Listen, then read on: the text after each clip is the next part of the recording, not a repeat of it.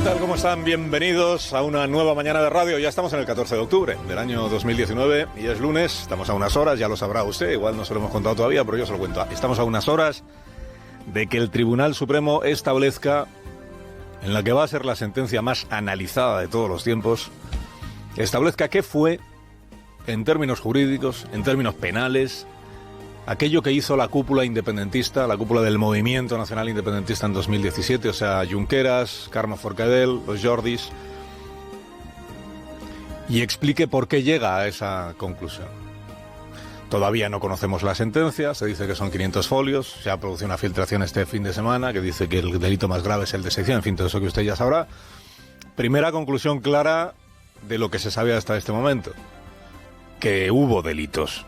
O sea que esto que proclamó Oriol Junqueras es para el tribunal mentira. Trabajar para la independencia de Cataluña de forma pacífica no es delito. Nada de lo que hemos hecho es delito. Nada. Nada más lejos de la realidad. Sí que hubo delitos, y hubo delitos graves, porque la sedición lo es, porque la malversación del dinero público lo es, porque incluso la desobediencia al Tribunal Constitucional, que es el más leve de los delitos a los que van a ser condenados 3 de los procesados, el más leve, la desobediencia, también es un delito serio, sobre todo para alguien que tiene una responsabilidad política. O sea que toda la morralla argumental que amontonaron los acusados para presentarse como los leales cumplidores de un mandato popular, ¿qué iban a hacer ellos sino cumplir con lo que el pueblo les había dicho que hicieran? Toda esa morralla argumental queda liquidada por el Tribunal Supremo. Fuera de las vías legales se alzaron tumultuariamente para impedir la aplicación de las leyes. Esto es la sedición. Por tanto, los procesados están a punto de dejar de ser presuntos para convertirse en delincuentes. Y se consumará entonces la aberración política que a veces parece que cuenta con la bendición de casi la mitad de los catalanes. La aberración política es esta. Los 2 partidos que hoy gobiernan Cataluña están dirigidos por un delincuente condenado, lo va a ser el señor Junqueras esta misma mañana, y por un huido de la justicia, que hoy también estaría condenado de no haberse escapado, que es el señor Puigdemont. Se tienen sentados en los sillones del Palau de la Generalitat a sus 2 delegados, que son Joaquim Torra y Pere Aragonès, pero los 2 partidos los lideran ellos, los autores de graves delitos contra los derechos y las libertades del resto de los ciudadanos. En lo esencial, que es la calificación de los hechos, la sentencia ya sabemos lo que va a decir porque se filtró el sábado. Bueno, se filtró el fallo más que los argumentos jurídicos. Si esa filtración fue fruto de la vanidad de uno de los magistrados, una tesis que circula por ahí, o si esa filtración es fruto de una maniobra diseñada para dosificar el impacto de la sentencia en la opinión pública, bueno, hoy nos puede parecer que esto es muy relevante, pero de aquí a 2 semanas nadie se acuerda ya del asunto, ni de la filtración, ni de quién la filtró. Pronto iremos sabiendo, eso sí, cómo discurrieron las deliberaciones, porque esto acabará sabiéndose. Y si el empeño en que la sentencia fuera unánime es lo que ha permitido que finalmente decayera la condena por rebelión, que era la más grave de las posibles. Es decir, si habiendo mayoría de jueces a favor de condenar por rebelión, que hay quien sostiene que así era, acabó emergiendo la sedición como elemento de consenso. Para evitar que hubiera votos particulares, cedieron, no por convicción, sino por la convicción de que sería peor que no hubiera unanimidad, los jueces que querían porque entendían que sí hubo rebelión. Bueno, lo principal hoy va a ser conocer cuáles son las penas que les caen a los procesados, conocer qué opciones tendrán de ahora en adelante para salir de prisión, para eludir el cumplimiento íntegro de esas condenas, y sobre todo lo principal del día va a ser saber cuál es la doctrina del Tribunal Supremo respecto del alzamiento contra la legalidad democrática. Que este es el núcleo de los 500 folios que al parecer tiene la sentencia. Y este es el asunto de fondo. Si la operación que diseñó, financió y ejecutó un gobierno autonómico para construir una apariencia de legalidad, aquello de las leyes de desconexión y no sé qué, el referéndum ilícito, una apariencia de legalidad en la que ampararse para declarar la ruptura de la soberanía nacional y de la integridad territorial de España, que eso es declarar la independencia, si todo eso fue un ataque contra la Constitución o solo fue contra la aplicación de las leyes.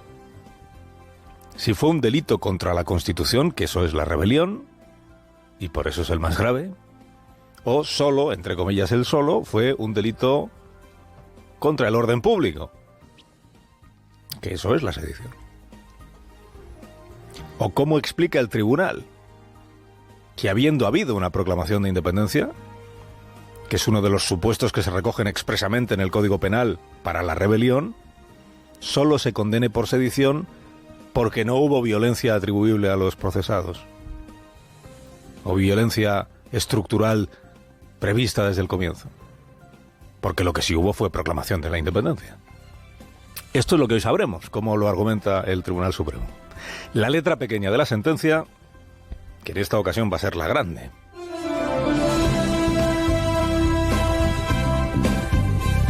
Fue un golpe de Estado, que a juicio de Kelsen es ni más ni menos que la sustitución de un orden jurídico por otro por medios ilegales. La sustitución del orden constitucional por un orden jurídico distinto que llamaban la República Soberana de Cataluña. Para la Fiscalía, lo hemos escuchado, Javier Zaragoza, jefe de los fiscales del Supremo. Para la Fiscalía, lo de Junqueras y Puigdemont fue un golpe de Estado. Para la Abogacía del Estado, fue un ataque al orden público. El delito de sedición es un delito pluriofensivo, como hemos dicho, en el que el bien o los bienes jurídicos protegidos son los siguientes: el orden público, entendido como paz social o seguridad ciudadana.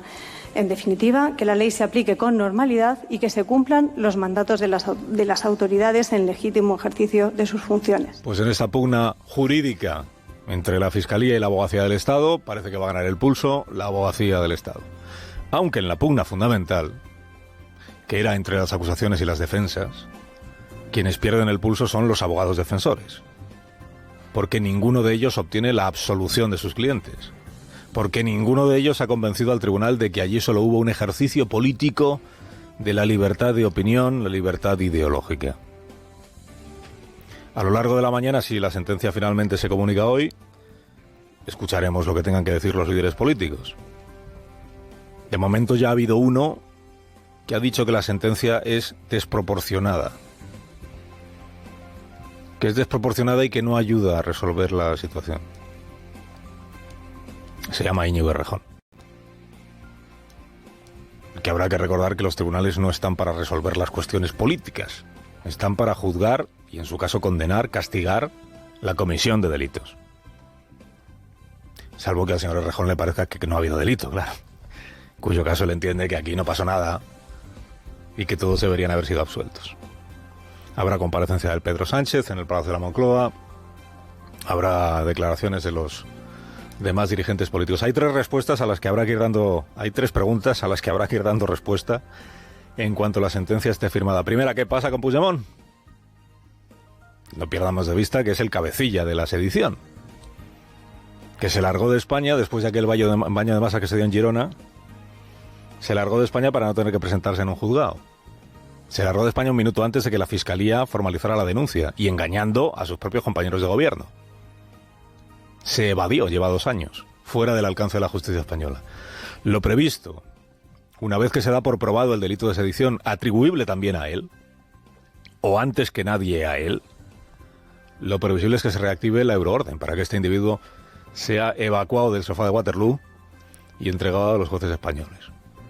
Segunda pregunta, ¿cuándo podrán disfrutar de un régimen de libertad condicional los condenados? La Fiscalía, por lo que se sabe, no ha conseguido que el tribunal obligue a tener cumplida la mitad de la pena para poder poner un pie en la calle. Y esto abre camino a que el tercer grado penitenciario se les aplique antes y con el margen de actuación que corresponde al juez de vigilancia penitenciaria y a la dirección de la prisión. Que en el caso de Junqueras es la prisión de Lledoners, es decir, cárcel catalana gestionada por Joaquim Torra. Y tercera pregunta, ¿qué pasa con las listas electorales que hoy van a proclamar las juntas provinciales, las juntas electorales? Porque la de Esquerra por Barcelona la encabeza Junqueras, inminente, condenado e inhabilitado. Y la de Junts la encabeza Jordi Sánchez, inminente, condenado e inhabilitado. Y queda una pregunta más, que es hasta dónde querrán llegar los líderes del movimiento nacional independentista en la agitación de la calle. ¿Hasta dónde querrán llevar los CDR, aplaudidos por el presidente Torra, sus algaradas, sus desórdenes públicos y su hacerle la puñeta al ciudadano corriente? Le llaman desobediencia pacífica. ¿A qué? Pues a impedir que usted tome el tren en Sants o en Girona, o a impedir que usted circule con normalidad por la autovía. Le van a llamar resistencia a poner a prueba la paciencia del personal. Carlos Alsina, en Onda Cero.